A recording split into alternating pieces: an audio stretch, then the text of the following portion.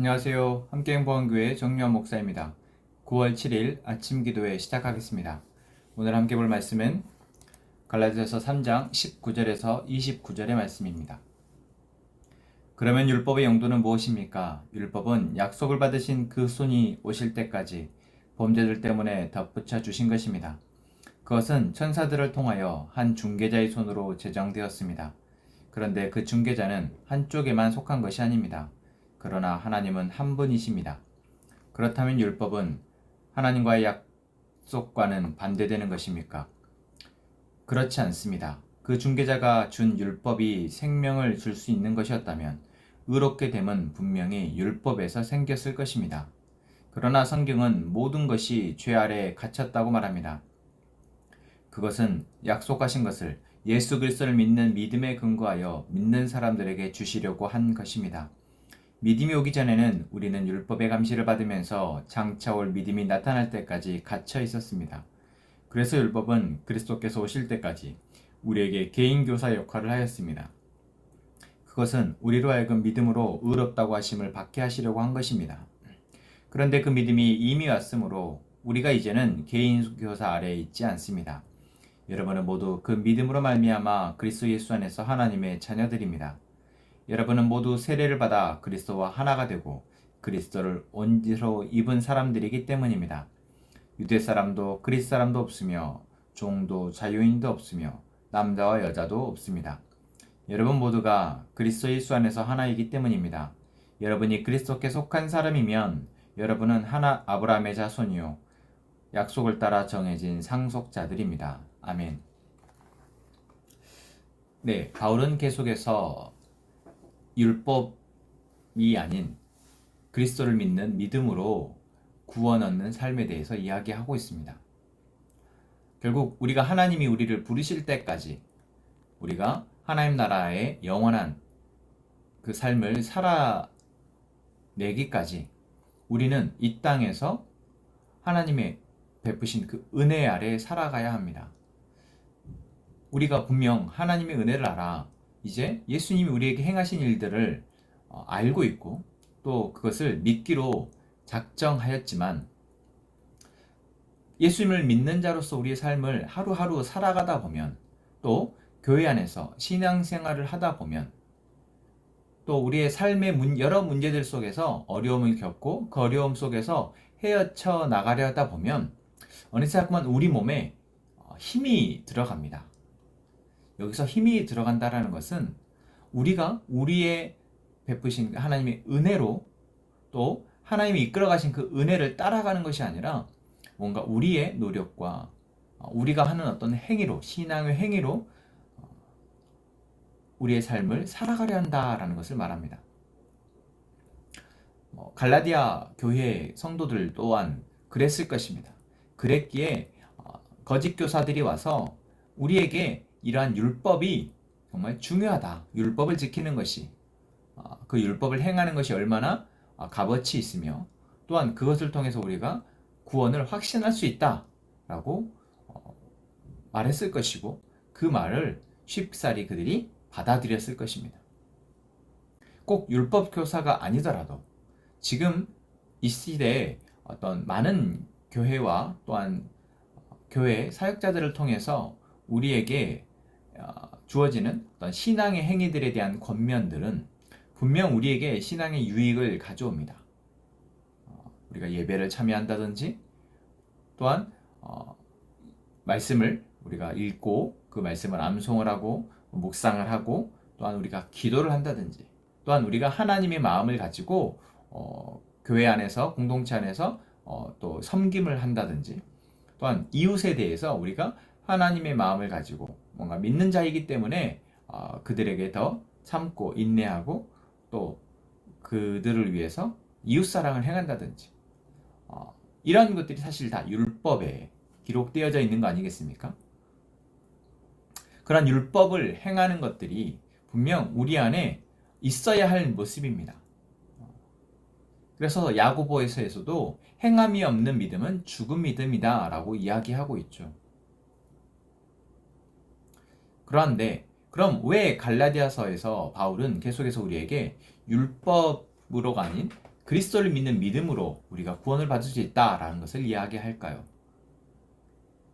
그것은 바로 오늘 바울이 이야기하고 있는 것처럼 우리의 행위가 우리가 어떤 하나님의 구원을 얻기 위해서 또는 그 은혜를 얻기 위해서 하는 어떤 신앙의 행위들이 율법주의가 되어버릴 모습이 훨씬 더 많기 때문에 그렇습니다. 율법을 통해서 내가 이것을 하는 행위를 통해서 하나님의 은혜를 얻을 수 있다라고 생각하는 것이고, 또한 그렇지 못한 사람들, 율법 행위들, 또 어떤 신앙의 행위들에 있어서 내 기준을 가지고 다른 사람들을 판단하면서 정죄하는 그러한 모습들이 우리 안에 빈번하게 나타난다라는 것이죠. 그래서 바울은 이야기하고 있습니다. 율법의 용도가 무엇이냐라고 묻고 있죠. 율법의 용도는 약속을 받으신 후손이 오실 때까지 범죄들 때문에 덧붙여 주신 것이다. 다시 말하면 하나님이 약속으로 오신 후손, 다시 말하면 예수 그리스도를 통해서 이제 우리가 구원을 온전히 이루기까지, 그때까지 율법은 바로 우리에게 죄의 문제를 깨닫게 하는, 우리가 죄가 무엇인지를 깨닫게 하는 용도로 사용되어진다라는 것이죠. 그렇습니다. 모세가 이스라엘 백성들을 출애굽한 이후에 시내산에서 하나님을 통해서 받은 율법의 말씀들을 이스라엘 백성들에게 가르쳤을 때, 그것은 이것을 통해서 너희들이 구원을 받을 수 있다라고 말하는 것이 아닙니다. 왜요? 이미 하나님의 은혜를 통해서 그들은 애굽에서 나와 있었기 때문입니다. 애굽에서 이미 출애굽한 상태였고, 그들은 그 율법이 아니더라도 이미 하나님의 은혜를 통해서 가나안 땅으로 가기로 작정되어져 있고, 하나님은 그것을 이루십니다. 그러니까 하나님의 그들에게 베푸시고자 하는 구원은 이미 시작되었고 과정이었다는 것이죠. 그럼 율법의 역할은 무엇이었습니까? 그들이 그 가는 과정 가운데에서 계속해서 하나님의 그 기준 안에서, 하나님의 그 가치와 정신 아래에서 그들이 얼마만큼 살아가는 것이 역부족인지를 보게 하는 것이었습니다. 제사를 지내는 부분, 또한 이 율법의 행위들을 지켜내는 부분들을 통해서 그 가치를 이해하고 그것들을 그들이 스스로 자발적으로 또는 의지적으로 행하는 것이 너무나 어렵다는 것을 그들은 율법을 통해서 알 수 있게 되었다는 것이죠.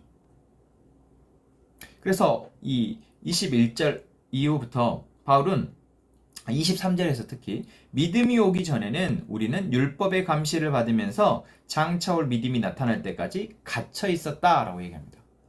그러니까 하나님 예수 그리스도를 통한 어떤 은혜, 구원의 은혜가 우리에게 찾아오기 전까지 우리는 율법의 감시, 다시 말하면 율법이라는 그 행위들의 기준들을 통해서 우리는 감시를 받는다. 너가 그것을 잘 지키는지 지키지 않는지, 또는 지킬 수 있는지 지킬 수 없는지를 우리는 계속해서 확인받는 것이죠. 그를 통해서 우리는 무엇을 알게 됩니까? 우리는 그럴 수 없는 존재이구나. 그럴 수 없는 존재이구나 하는 것을 우리는 깨닫게 되고, 그러한 이 역할, 이 율법의 역할에 대해서 바울은 개인교사의 역할이다. 그리스도가 오실 때까지 바로 율법은 우리에게 개인교사로서 역할을 한다. 개인교사, 우리는 과외 선생님이라고 볼 수 있겠죠. 근데 이 시대에, 바울의 시대에 개인교사는 부유한 가정 안에서 자기 자녀를 위해서 전담 개인교사를 붙이는데, 이 개인교사는 그 집에 살면서 이 아이가 어릴 때부터 장성할 때까지, 그러니까 그 부모의 역할을 물려받을 수 있을 때까지 이 아이를 전담해서 가르치고 훈육하는 역할을 바로 개인교사가 했습니다. 언제까지요?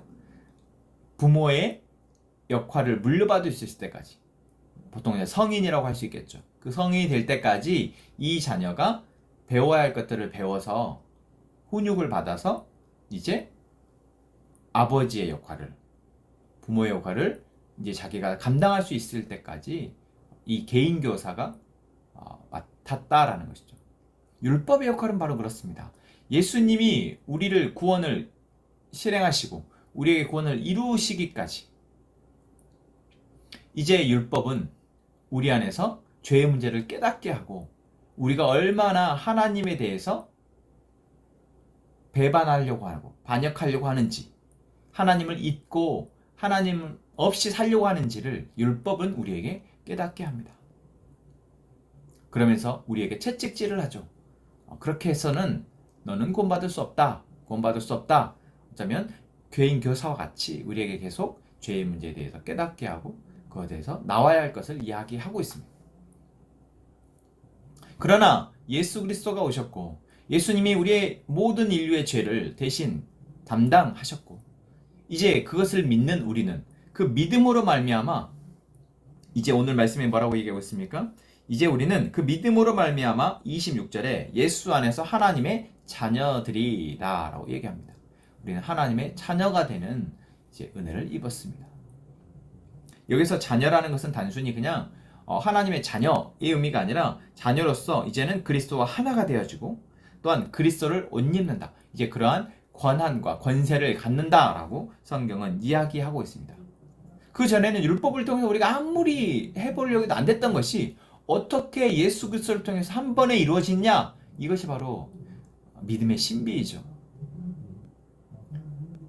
내가 예수님을 믿는 믿음. 그러니까 그 전에 내가 율법을 지키려고 아무리 우리가 예배를 통해서 뭔가 하나님과의 관계를 든든히 하려고 하고 내가 예배를 잘 드려야 되는데 내가 예배를 빠지지 않고 잘 드려야 되는데 예배를 집중해서 드려야 하는데 내가 말씀을 빠지지 않고 매일매일 읽어야 하는데 내가 말씀 묵상을 해야 하는데 내가 시간을 정해놓고 계속해서 기도를 해야 되는데 이것이 아니면 내가 하나님의 은혜를 누릴 수 없는데 라고 우리 안에 율법적으로 계속해서 하나님의 은혜를 누리게 하려고 하는 그러한 의지적 어떤 결단들이 그것이 아니면 안 된다고 생각되어지는 것들이 어떻게 예수 그리스도를 통해서 된다라는 것일까요? 예수님을 믿는 믿음으로 어쩌면 그 모든 우리의 안 되었던 것들이 불가능하다고 여겨졌던 것들이 계속해서 우리로 하여금 포기하게 만들고 나는 안 되나 보다 라고 생각했던 것들이 예수 그리스도를 믿는 믿음으로 되어진다고 할까요?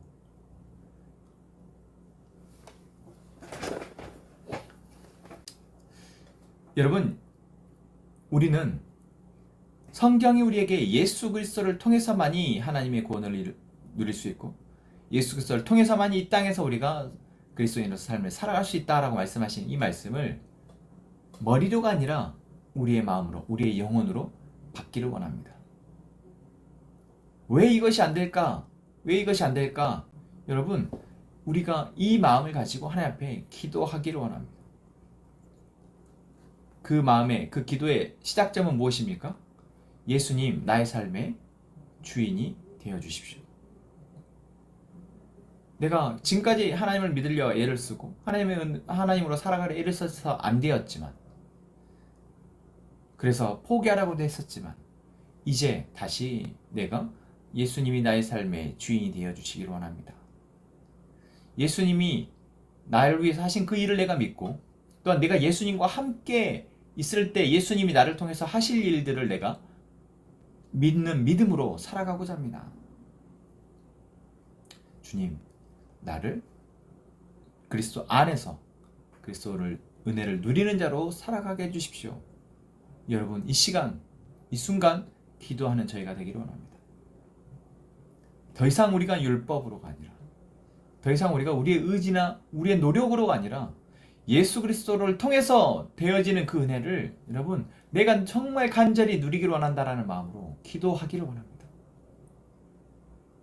그리고 또한 우리 옆에 있는 모든 지체들은 바로 그리스도가 아니면 살아갈 수 없는 존재들입니다. 그리스도 아니면 다 아무리 신분이며 직업이며 부와 명예가 다 있다 할지라도 그리스도 아니면 아무 소용없는 그런 것들이 포장되어져 있는 존재들입니다.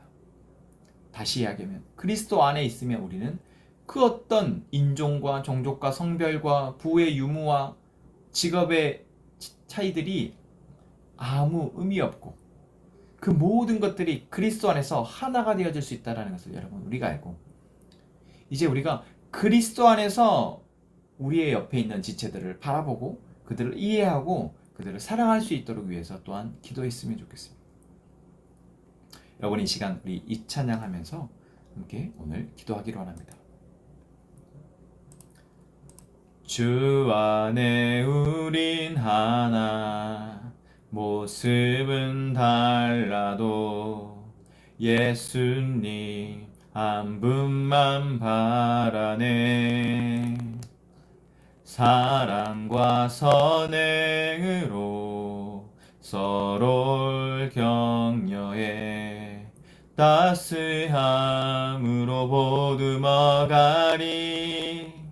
주님 우리 안에 함께 하시니 형제 자매의 기쁨과 슬픔 느끼네. 내 안에 있는 주님 모습 보네.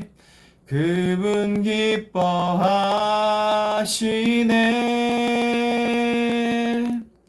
주님 우릴 통해 계획하신 일, 부족한 입술로 찬양하게 하신 일, 주님 우릴 통해 계획하신 일, 너를 통해 하실 일 기대해.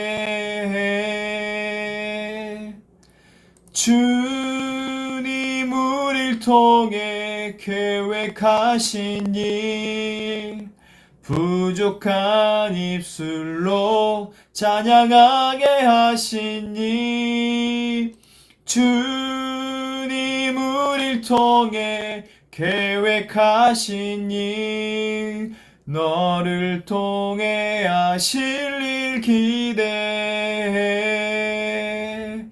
우릴 통해 하실 일 기대해. 아멘. 여러분 함께 이 시간 기도하기로 원합니다. 우리가 예수님이 하신 일과 우리가 예수님과 함께 있을 때 우리 안에 되어질 일을 기대하고 믿고 예배하며 기도하고 말씀을 보게 해 주십시오. 율법이 되지 않게 해 주십시오. 오직 예수 그리스도의 은혜로 살아가는 것이 무엇인지, 예수님과 함께 살아가는 것이 무엇인지 알고 그 은혜로 살아갈 수 있도록 해 주십시오. 간절히 기도하고, 우리는 또한 우리 모두의 삶의 다른